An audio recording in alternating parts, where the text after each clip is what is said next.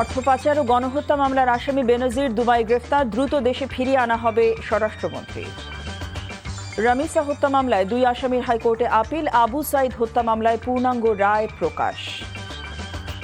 সীমান্তে আবারও পুশিনের চেষ্টা বিএসএফের, স্থানীয়দের সহায়তায় রুখে দিল বিজিবি।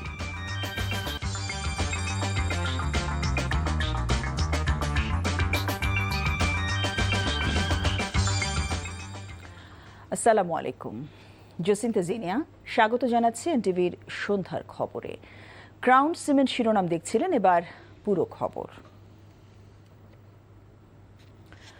পলাতক সাবেক পুলিশ মহাপরিদর্শক বেনজির আহমেদকে পাসপোর্ট জালিয়াতির মামলায় সংযুক্ত আরব আমিরাতে পুলিশ গ্রেফতার করেছে বলে সংসদে জানিয়েছেন স্বরাষ্ট্রমন্ত্রী সালাউদ্দিন আহমেদ। বিকেলে অধিবেশনের শুরুতেই 300 বিধিতে দেওয়া বক্তব্যে তিনি এই তথ্য দেন। বেনজিরের বিরুদ্ধে গুম, দমনপীড়ন, অর্থ আত্মসাৎ সহ অসংখ্য অভিযোগ রয়েছে। নিয়ামুল আজিজ সাদেকের রিপোর্ট। এই যে 1000-200 লোক টোকায় নিয়ে আসবো, আমরা বাড়িতে বাড়ি থেকে টোকায় নিয়ে আসবো, মাটির তলে ঢুকলে সেখান থেকে বের করে নিয়ে আসবো।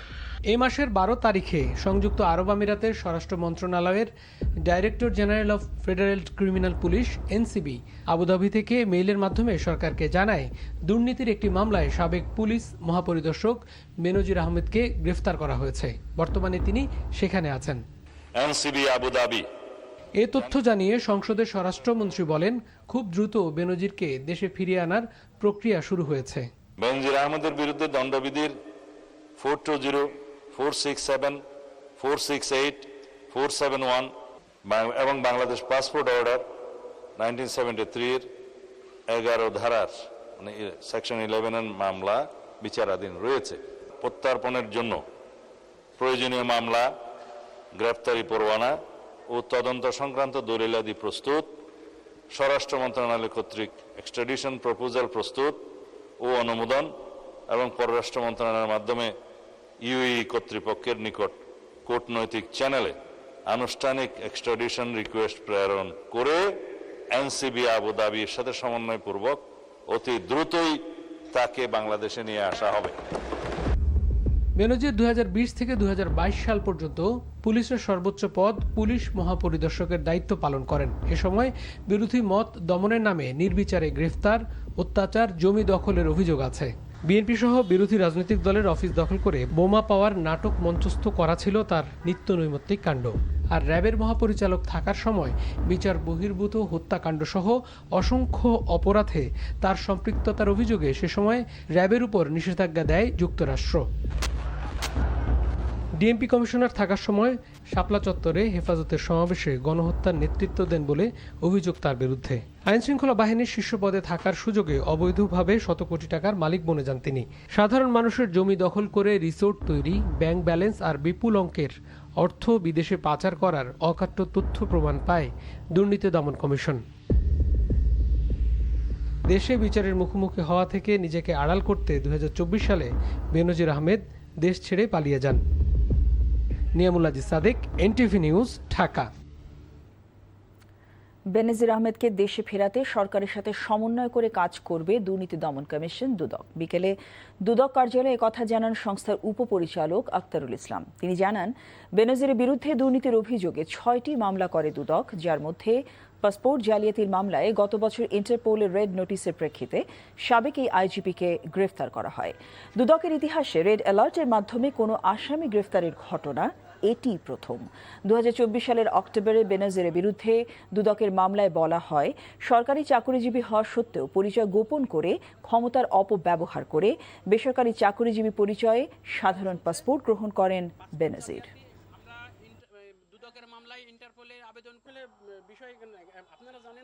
তার বিরুদ্ধে দুদকের 6টি মামলা করা হয়েছে। 6টি মামলার মধ্যে একটি মামলায় চার্জশিট দেওয়া হয়েছে দুদকের পক্ষ থেকে এবং এটা ট্রায়াল চলছে। প্রক্রিয়াটা ইন্টারপোলের মাধ্যমে আমরা যেহেতু চিঠি পাঠিয়েছিলাম, ইন্টারপোল গ্রেপ্তার করেছে। বাংলাদেশ সরকার শীঘ্রই তারে নিয়ে আসবেন, বাংলাদেশ সরকার উদ্যোগ নেবেন, তার প্রেক্ষিতে দুদক তারপর পাবে। জাতীয় সংসদে ইসলামী ছাত্র শিবিরের এক নেতাকে নিয়ে দেয়া বক্তব্য ঘিরে তুমুল হট্টগোল ও বাকবিতণ্ডা হয়েছে সংসদে বিরোধী দলীয় উপনেতা ও স্বরাষ্ট্রমন্ত্রীর মধ্যে। এছাড়া জামায়াত ইসলামীর নারী সদস্যদের পোশাক নিয়ে মন্তব্য করে তীব্র সমালোচনার মুখে পড়েছেন কুমিল্লা ৬ আসনে সরকার দলীয় সদস্য মনিরুল হক। সংসদের কার্যক্রম নিয়ে আরও জানাচ্ছেন নিয়ামুল আজিজ সাদেক।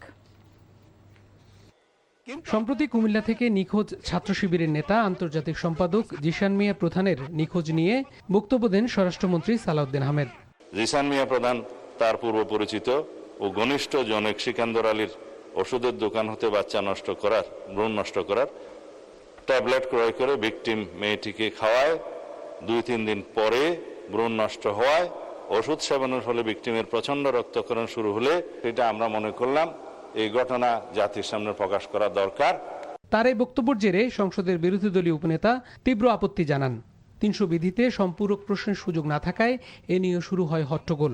পরে এ নিয়ে বক্তব্য দিয়ে উপনেতা বলেন, অনিষ্পন্ন কোনো বিষয়ে সংসদে উপস্থাপনের ঘটনা নজিরবিহীন। এটা বোধহয় বাংলাদেশের পার্লামেন্টের ইতিহাসে এই প্রথম বলেই আমি মনে করি, এবং এটা মনে হচ্ছে আমার কাছে যে মাননীয় স্বরাষ্ট্রমন্ত্রী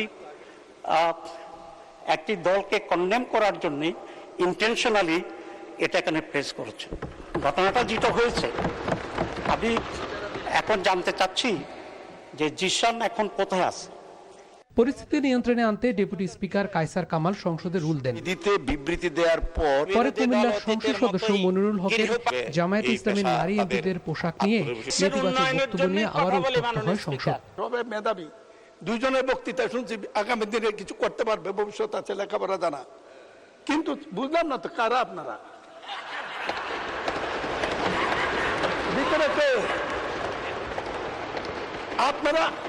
আপনারা এদিকে দেখতে পারেন, আমরা এদিকে দেখলে কি আছে এটা বুঝবো না, এটা ঠিক না। মাননীয় সদস্য প্লিজ পার্সোনাল ফ্রিডম নিয়ে কথা বলা উচিত না, ঠিক না। সংসদীয় রীতিনীতি এবং আমাদের সাংবিধানিক অধিকার সকল কিছু সীমাকে অতিক্রম করে গিয়েছে।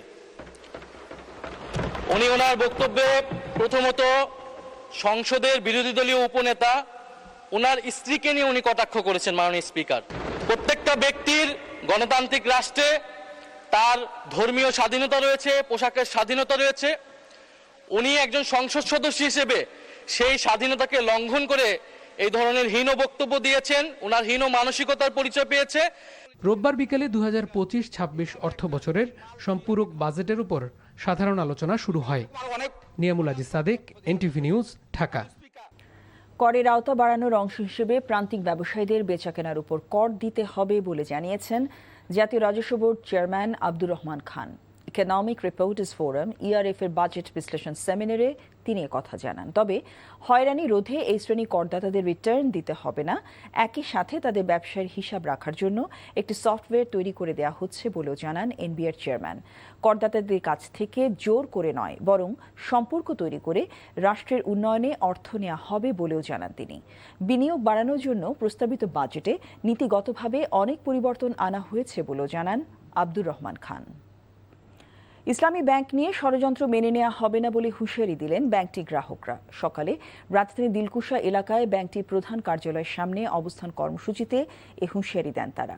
অবিলম্বে ব্যাংকের চেয়ারম্যানকে পদত্যাগের দাবি জানানো হয়। আবারও নতুন করে ব্যাংক থেকে টাকা লুটপাটের জন্য পরিকল্পনা করা হচ্ছে বলে অভিযোগ করেন বক্তারা। দাবি না মানা পর্যন্ত রাজপথে আন্দোলন চালিয়ে যাওয়ার ঘোষণাও দেন তারা। সচেতন গ্রাহক ফোরামের ব্যানারে বেশ কিছুদিন ধরে আন্দোলন করে আসছেন ব্যাংকটির বিক্ষুব্ধ গ্রাহকরা। এদিকে ইসলামী ব্যাংকে ২৫০০ কোটি টাকা সহায়তা দিল বাংলাদেশ ব্যাংক। এই ছিল সন্ধ্যার খবরে। এই খবরের ভিডিও সহ আপডেট জানতে ভিজিট করুন এনটিভি অনলাইন www.ntvbd.com। এছাড়াও এনটিভি জনপ্রিয় সব অনুষ্ঠান ও খবরের আপডেট জানতে ভিজিট করুন আমাদের ইউটিউব ও ভেরিফাইড ফেসবুক পেজ। রাত 10:30টায় রাতের খবর দেখার আমন্ত্রণ রইল। সবাইকে ধন্যবাদ।